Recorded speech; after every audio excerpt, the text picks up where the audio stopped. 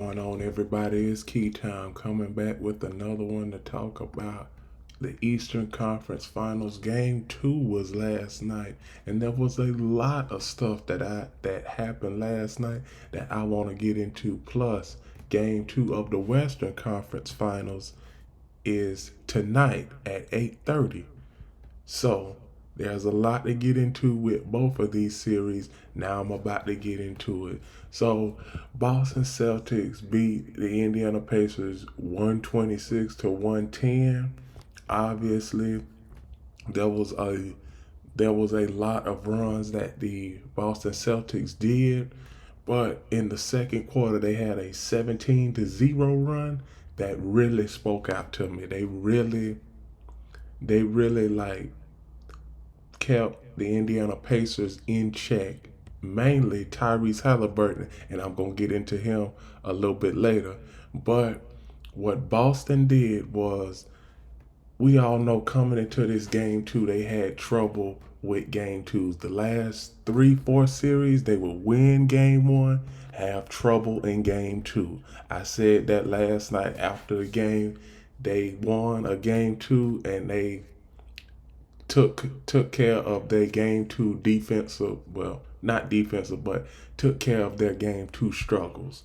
Now, from what we see with the Pacers, now the Pacers last night, Pascal Siakam was their leading scorer. So, and Tyrese Halliburton only had 10 points. Now he got injured, but from what I said coming into the series, for the Celtics to win this series, they need to double Tyrese Halliburton and come with switches on Tyrese Halliburton, send 2 or 3 guys at him. Now, hopefully he is not injured. Hopefully he can play game 3, because if Tyrese Halliburton can't play game 3 and the Pacers lose game 3, the series is ultimately over, because you are not going to win 4 straight games against this type of Boston Celtic team. No matter if they have 1 off game or 2 off games, they still going to win the series. So, what else I saw last night? Miles Turner, he wasn't inserting himself like he did in game 1.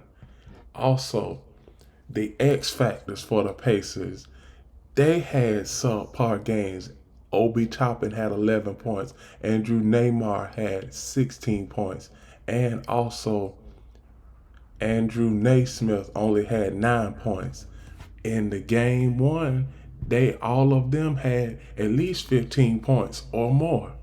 So as far as the Indiana Pacers, they are between a rock and a hard place.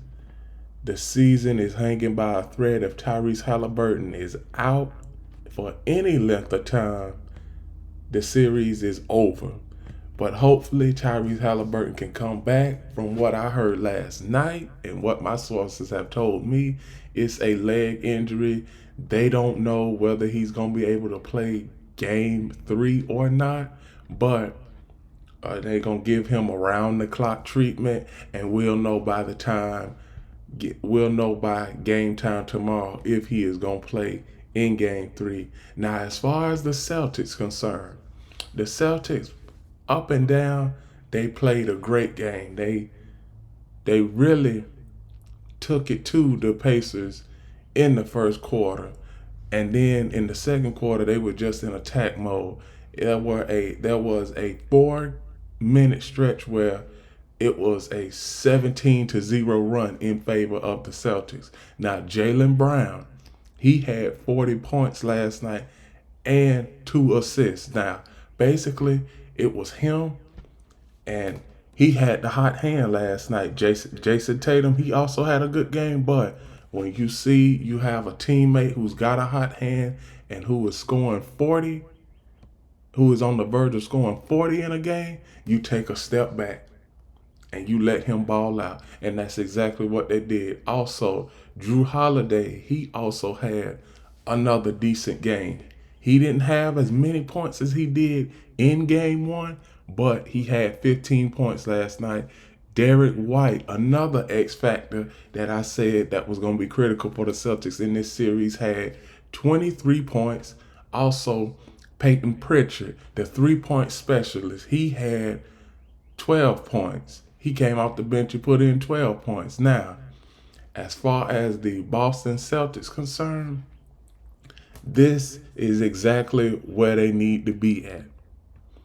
Up 2-0, going on the road, possibility to close the Pacers out in Indiana and come back home and have a few days rest.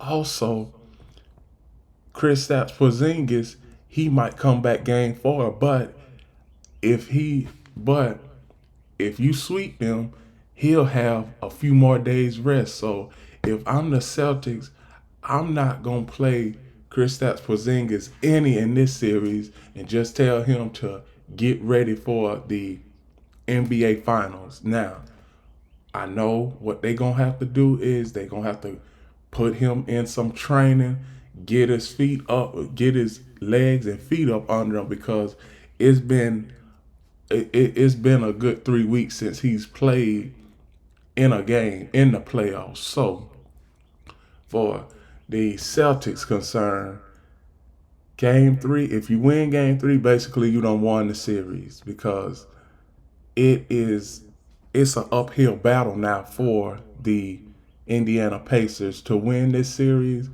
And if they don't have their best player, they certainly not going to win this series. So the Pacers are between a rock and a hard place.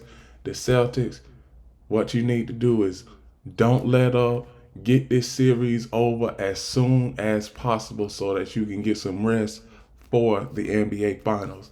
Now, I'm going to go on to the next series. Game 2 is tonight between the Dallas Mavericks and Minnesota Timberwolves. We already know who the lineups are. I already told you who are my X factors in this game. It's just a matter of whether can Minnesota bounce back tonight. And I believe that they can bounce back tonight, because Anthony Edwards is not going to go 6 of 16 for 19 points and have 3 turnovers tonight. Also, Karl Anthony Towns, he has got to be more dominant in the paint. Jaden McDaniels, I already know that he's going to give me 15 to 20 points off the bench. With Mike Conley Jr., maybe Coach Finch has to reduce his minutes. I'm not sure. But also for the Minnesota Timberwolves, you got to slow down. Not slow down, but you have got to neutralize Luka Doncic and Kyrie Irving if you want to win this series. Let Luka Doncic and Kyrie Irving get the other players involved. Make those other Maverick players beat you. Don't let Luka and Kyrie put up 55, 60 points between the two, because obviously that's the way you got beat in game 1. Now, if the Dallas Mavericks lose tonight with Kyrie Irving having 10, 15 assists in a loss, okay, well, Minnesota did their job. They made those other players beat them instead of having Luka and Kyrie, because we all know that Luka and Kyrie is very ball dominant, and they are going to be ball dominant, because I'm going to tell you, the teammates, they find their shots off of Luka Doncic and Kyrie Irving. P.J. Washington, Derek Levy II, Tim Hardaway Jr., he is going to have to come up in this series. So, he's going to have to come up in this series. The last series, he only averaged 11 points. But if Dallas want to win this series, Tim Hardaway Jr., he has got to be another X factor that comes through in the clutch. So now tonight, Minnesota, they are going to bounce back and win tonight. This is going to be a 7-game series. This is going to go to limit. And like I said before the series started, I got Minnesota in 7 games. Everybody going to have bumps in the road. This point in the season, everybody is a spitting image of each other. It's just a matter of, can you stop what your opponent does best? So as far as tonight, Minnesota will bounce back. Game 3 is Sunday. So I will talk to all of y'all then. And on top of that, those are my reactions from the Eastern Conference Finals Game 2 last night and the Game 2 Western Conference Game 2 outlook for tonight's game. Please like, comment, share, subscribe, click the notification bell to get notified of all of my content, reaction videos, and other content and etc. Please, please, please like, comment, share, subscribe. Shout out to all of my 102 subscribers. I just eclipsed the 100 subscriber threshold. So congratulations to everybody. Thank you for all of the interaction. And I will be bringing you more content. So please like, comment, share, subscribe, click the notification bell to get notified of all of my shows, reaction videos, and other content. And one last thing that I always leave y'all with, remember that the key is always on time.